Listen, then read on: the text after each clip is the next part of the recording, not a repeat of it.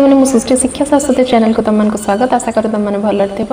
आज आलोचनार विषय हूँ साहाड़ा वृक्ष जार कवि होती सारला दास शूद्र मुनि तथा माटीर महाकवि सारला दास महाभारतर रचयिता सारला दास महाभारतर आदि पर्वर किसी अंशर कियदांश हूँ साहाड़ा वृक्ष।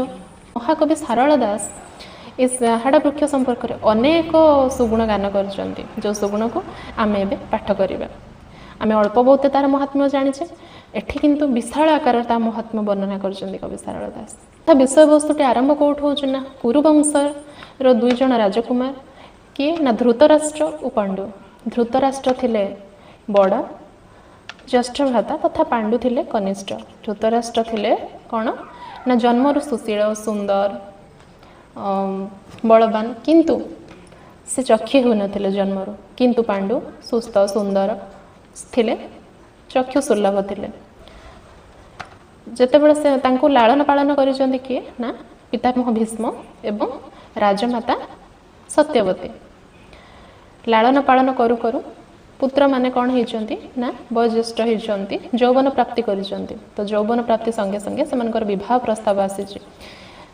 पिता माता पुत्र मानकर विवाह करने व्याकुलित होइचंती। जेतेबेले विवाह आरंभ प्रस्ताव पड़े प्रथमे आसे पाड़े ज्येष्ठ भ्रातांकर तथा कि धृतराष्ट्रंकर। तो धृतराष्ट्रंकर जेतेबेले विवाह प्रस्ताव पड़े सेतेबेले कौन हुए ना जहां सांगरे सुंदर सुशील राजकुमारी सांगरे विवाह प्रस्ताव पड़े किछि विवाह प्रस्ताव किछि दिन पर से राजकुमारी मृत्युवरण करे। तो सेथिपाई तांकर विवाह प्रस्ताव आसिले मध्य विवाह हो पारे ना कहीं जहाँ सांगे प्रस्ताव पड़े से ही राजकुमारी मृत्युवरण करे। तो ये बहुत चिंतित हो कौन कले पितामह भीष्म महापंडित व्यासदेव को गुरु हिसाब से डाकी से महापंडित व्यासदेव को डाकिकी सहित आलोचना कले कि पुत्रर यौवन प्राप्ति हो सारा जेहेतु मोर ज्येष्ठ पुत्र तेणु मु कौन करी ना तांकर विवाह पाई व्याकुलित होउछि।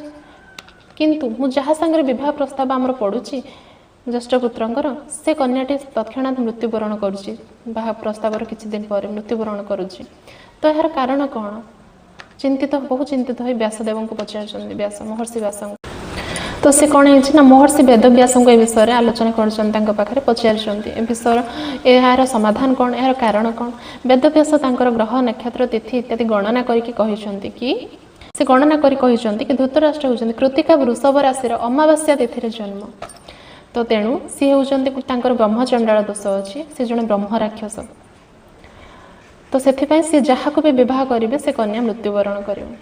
किछि दिन अंतर व्यास महर्षि वेदव्यास गांधार राज्य को जाइछन्ति। गांधार राज्य रे गांधार राजा गांधार सेन गांधार राज्यर राजा बोली तांको गांधार सेन कहा जाए। तो गांधार सेनकर पुत्री किए 100 पुत्र 101तम पुत्री होउछन्ति गांधारी। तो से गांधारींकर कौन है ना तांको भी सेमिति विवाह बयस उपनीत है किंतु जेते जगह बर पात्र देखा जाउछि सी सेमती मृत्युवरण करुछि। वेदव्यास को पिता गांधारींकर पिता गांधार सेन पचारिचंती कौन यार कारण यार कौन समाधान। तो सी सेमती राशि नक्षत्र तिथि गणना करके कहते कि यांकर ब्रह्मचंडाल दोष अच्छी यांको जी साधारण मानव विवाह करिपरिबो नाही ये तांको ग्रास करिजिबे। तो सेथिपाई से विवाह उपयोग हो पारिबो नाही। तो से बहुत चिंतित हेले झीर यौवन प्राप्ति हेलाणी किंतु विवाह हो पारु नाही।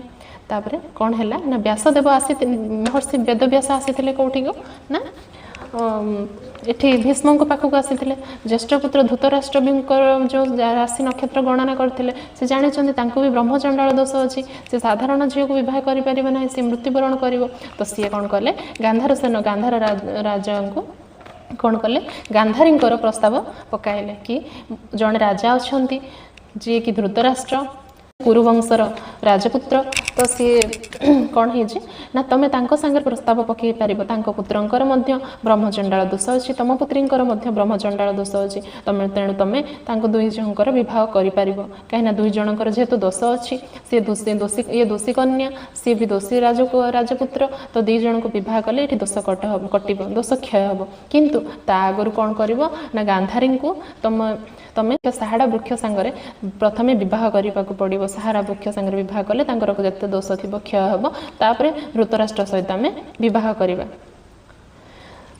सेठू कौन हो कथा आरंभ हो यार पूर्ववर्ती कथा ये सेठू पद्यटी आमर आरंभ हो तो कौन अच्छे आम बुझा गलक वृक्ष कर तार रथ चक गलक वृक्ष माने साहाड़ा वृक्ष हूँ कर तार रथ चक करता ये किए ना सूर्यदेवंकर जे सकल शक्ति आधार जहाँ द्वारा दिन हो राति हो सबकि संभव से करता तथा सूर्यदेवंकर रथ चक हूँ साहाड़ा वृक्ष तथा गोलक वृक्ष अर्थात साहाड़ा वृक्ष महाकल्प वृक्ष से हरई महापातक सी हूँ महाकल्प वृक्षर माने कौन ना कल्प वृक्षर अर्थ हूँ जे कल्पना पूरा करे जे आम आशा पूरा करे जे आम समस्त अभिलाष को पूरा करे सी हूँ कल्प वृक्ष तो गलक वृक्ष को कौन कहुई ना कल्प वृक्ष तो कल्प वृक्ष से हरई महापातक से साहाड़ा गछ अर्थात कल्प वृक्ष कौन ना से महापातक अर्थात महापाप क्षय कराए पातक अर्थात पाप पूर्वे सृजित ताहा कले प्रजापति सृजित अर्थात सर्जना कले पूर्वे सर्जना कले कौन प्रजापति अर्थात ब्रह्मा यार अर्थ गुड़ा मन लिखुव खातार साइड लिखिदे पूर्वे सृजित अर्थात सर्जना कले पूर्वर सर्जना कले किए प्रजापति ब्रह्मा कौन ना प्रजापति अर्थात ब्रह्मा पूर्वर सर्जना कले कौन ना साहाड़ा वृक्ष को दोषी कन्या कौन सर्जना करते कौन से नियम रखी ब्रह्मा दोषी कन्या होते विवाह कर जुगती दोषी कन्या होते ब्रह्मचंडाल दोष लगी किसी दोष थे कन्यार कि राजपुत्र कि मानवर किसी दोष थे साहाड़ा वृक्ष सांगे विवाह कर साहाड़ा वृक्ष तार समस्त पातक समस्त दोष समस्त अनिष्ट खंडन कर गांधार सेन बोइला से वृक्ष अच्छी मोहर नबर मझा मझीरे मझा थाने से गांधार सेन अर्थात गांधारी पिता कहले वेदव्यास जिते कहते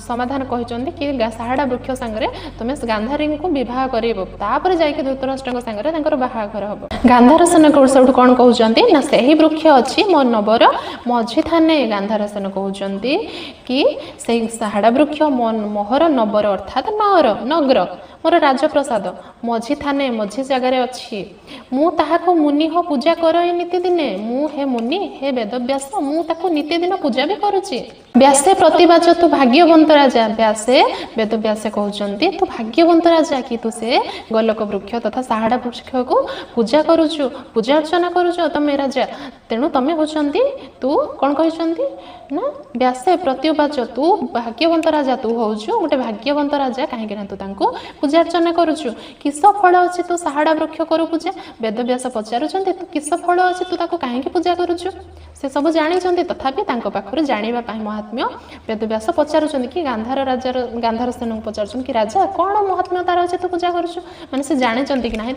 जानिबा वेदव्यास एमती पचारुचंती दर्शन लिखा जाइए अपभ्रंश भाषा जो सारला दास महाभारत रचना कर से अपभ्रंश भाषार जेहेतु सृष्टि तेना दर्शन लिखाई यार अर्थ हूँ दर्शने देखा मात्रे दर्शने हरई से अशेष कोटिपातक दर्शने गांधार सेन शुण कहते पूजा कर तो अलग महात्म्य अच्छे दर्शन करदे से साहाड़ा वृक्ष खाली आखिरी देखीदे थरे महापातक पाप नष्ट हो जाए पाप क्षय हो जाए व्यास बोले राजा न होटे मते व्यास कहते एमती नुह एमती कथा नुह आंभर तहु शुण सहस्र संगत से कहते व्यास कहते एमती एमंत कथा नुह आम पाखर शुण शास्त्र मतरे कौन अच्छी शास्त्र मतरे कौन अच्छी ये गछर महात्म्य सेठू वेदव्यास कहते सारला दास निजे वेदव्यास मुहरे साहाड़ा वृक्षर महात्म्य को वर्णना करुँच तो एबेठू आरंभ है साहाड़ा वृक्षर महात्म्य कौन देख वृषभ मास कृष्ण पक्ष तिथि जे दशमी वृषभ मास कृष्ण पक्ष तिथि जे दशमी गुरुवार शतभिषा नक्षत्र विजय विश्वनाथ स्वामी विश्वनाथ वृषभ मास कृष्ण पक्ष तिथि दशमी दिन कौन है गुरुवार दिन शतभिषा नक्षत्र माने कौ दिन शिव बाहरी तार नक्षत्रटा गोटे कहुई वृषभ मास कृष्ण पक्ष तिथि हूँ दशमी गुरुवार शतभिषा नक्षत्र जो दिन चलन होइछि विजय विश्वनाथ स्वामी विश्वनाथ अर्थात विश्वरजनाथ जगतर जेनाथ विश्वनाथ होचंती शिवशंकर नंदिकेश्वर देव वृषभ पल्लाणी नंदिकेश्वर देव अर्थात नंदी शिवंकर जी वाहन से होउचंदी नंदिकेश्वर। नंदिकेश्वर देव वृषभ पलाणी नंदिकेश्वर देव वृषभ पलाणी अर्थात वृषभ पिठिरे बसी नंदिकेश्वर पिठिरे बसी देव अर्थात महादेव यात्रा आरंभ कले। पिठिरे विजे कले देव पिनाकी शूलपाणी पिठिरे विजे कले देव पिनाकी शूलपाणी महादेव पिठिरे विजे कले वृषभ पिठिरे। एठी कहीं देव पिनाकी किए ना पिनाकी होचंती शिव। शिव जो धनु धारण करते से धनुर नाम होची पिनाक। तो पिनाक धनु धारण करुथिबारु तांको नाम होची पिनाकी।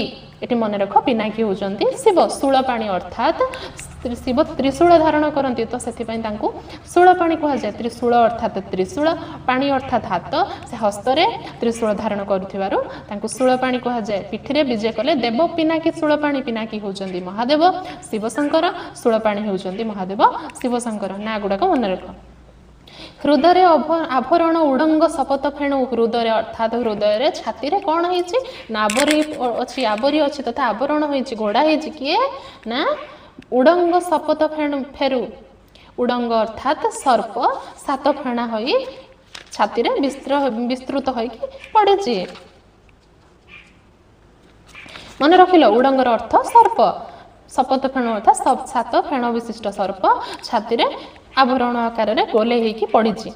अंतरिक्ष बाजई 9 लक्ष डंबरू जेतेबेले शिव वृषभ पिठिरे यात्रा करूचंती सेतेबेले कोन हेछि ना अंतरिक्ष रे कोन हेछि 9 लक्ष डंबरू बाजुची शिव जेतेबेले यात्रा करूचंती सेतेबेले शह शह डंबरू बाजिछि। बोइल आरोहण देव मध्यपुरे दिग विजे। बोइल अर्थात बोइलर अर्थ कौन ना वृषभ को आरोहण करके चढ़ी देव मध्यपुर विजय कले। मध्यपुर अर्थात स्वर्गपुर विजय कले दिग्विजय कले। बोइल आरोहण देव मध्यपुर दिग्विजय कले। बोइल आरोहण करी वृषभ को आरोहण करी चढ़ी महादेव स्वर्गपुर आसिले। अनेक तीर्थे पशि आसंती सुढळे सेठू पारिकी स्वर्गपुर से अनेक तीर्थ बाट देकी भ्रमण करुथांती। आज अनेक तीर्थ पशि आसंती सुढळे सुंदर भाव से अनेक तीर्थ को भ्रमण करके रास्ते बाट बाटर आसुथांती। चलती महेश्वर बैतरणी नदी कूले से बुली बुली बहु स्थान अतिक्रम कर स्वर्गपुर बाहरी बहु स्थान अतिक्रम कर कौन कले ना चलती बैतरणी नदी कूले बैतरणी नदी कूल आसिकी पहुँचिले। चली बैतरणी नदी कूल। साहाड़ा वृक्ष गोटे अच्छी बाम कति से जितेबाला बैतरणी नदी कूल वृषभ पीठे बसिक महादेव बुलूं से समय कौन है ना बाम कौरे गोटे कौन है ना साहाड़ा वृक्ष रही। साहाड़ा वृक्ष गोटे अच्छी बाम कति अर्थात कड़े बाम कड़े गोटे साहाड़ा वृक्ष अच्छी। पत्र गोटे बोइल मथारे घेनिला कबेगी सांगे सांग कौन कला ना तत्क्षणात कौन कला बोइल अर्थात वृषभ कौन कला जितेबाला देखी शिव को पिठी में बसई जिते चली बैतरणी नदी कूल। कौ नदी कूल चलती बैतरणी नदी कूल। तो बैतरणी नदी कूल जिते चली यार बहुत पिला माने शॉर्ट क्वेश्चन हम जहाँ आम परवर्ती पर्यायर आलोचना करवा। आगे विषय वस्तु आलोचना करवा यार क्वेश्चन आंसर आलोचना करवा। आगे विषय वस्तु बुझा आराम से क्वेश्चन आंसर करवा। तो कौन है ना जितेबाला वृषभ बाम कति बाम कड़े गोटे साहाड़ा वृक्ष को देखी तत्क्षणा से गोटे पत्र छेड़े आनी कौन कर पत्र गोटे बोइल मथारे घेनिला सांगे सांगे से बोइल अर्थात वृषभ पत्रटी को छेड़े आणिकी मथारे घेनिला मथारे मारिला। ईश्वर पुच्छा कले शुण महावृषभ। ईश्वर पुच्छा कले अर्थात पचारे ईश्वर पचारे शिवशंकर पचारे हे बोइल हे वृषभ कौन शुण हे महावृषभ ये पत्र गोटे मथारे घेनिलु किए सुलभ हम। शिव से पचार पत्र छेड़े मुंडे मारिल हे वृषभ तार से मारे कौन शुभ हम कौन पाई मारुच ये पत्र को मुंडे। वृषभ बोइला देव बामे जेबे साहाड़ा वृक्ष थाई। वृषभ कहला देव हे देव बाम कड़े बाम कड़े जो साहाड़ा वृक्ष देख यात्रा कौन से जगह को यात्रा करुव जाऊे बाम कड़े जदि साहाड़ा वृक्ष देख पत्र गोटे सिरे घेनिले अमृत जगाड़ पाइब। जदि तत्क्षणात से वृक्षर छेड़े गोटे धारण कर सुलभ जगाड़ पाइब अमृत जगाड़ पाइब। अर्थात अमृत जगाड़ माने अमृत अर्थात खाद्य सुंदर सुस्वादु खाद्य जगाड़ पाइब। डाहाण भाग्य जेबे वृषभ वृक्ष बयर वृक्ष थाई डाहाण भाग्य जेबे बयर वृक्ष थाई। बयर वृक्ष अर्थात बरकोली गछ बयर अर्थ बरकोली। डाहाण भाग्य जेबे बयर वृक्ष थाई तहिर पत्र गोटे घेनिले शत्रुक्ष होई। जदि बाम कड़े साहाड़ा वृक्ष देखिबो ताहले तत्क्षणात आणिकी गोटे मथारे घेनिबो ताहले सुलभ सुंदर अमृत जोगाड़ हबो तथा अमृत सदृश खाद्य प्राप्त हबो। सही भली जदि डाहाण कड़े बयर वृक्ष अर्थात बदरिका अर्थात बरकोली वृक्ष को देख बयर माने बरकोली अर्थात बदरिका ताको बदरिका भी कहुए तार प्रतिशब्द बयर प्रतिशब्द कौन बदरिका अर्थात बरकोली बयर वृक्ष देख डाहाण कटे ताकू जदि घानिब तुम आणिकी शत्रु क्षय हे तुम जिते शत्रु थी क्षय हे नाश जीवे ताहले यही दुईटा वृक्षर बर्तमान से वृषभ महात्मा कहते साहाड़ा वृक्ष आ बयर वृक्ष आग को एमती बड़ विषयटी अच्छी आगो को एमती बहुत महात्मा आलोचना करा जायछि आमे आज एतिक रखिबु वीडियोटी लॉन्ग हो जाउछि परवर्ती पर्यायर आमे विषय वस्तुर अवशिष्टांश आलोचना करिवु वीडियोटी जदि भल लगी लाइक शेयर सब्सक्राइब करिवु आउ किछि जानिबा को थिले तळे कमेंट सेक्शन में कमेंट करिवु थैंक यू।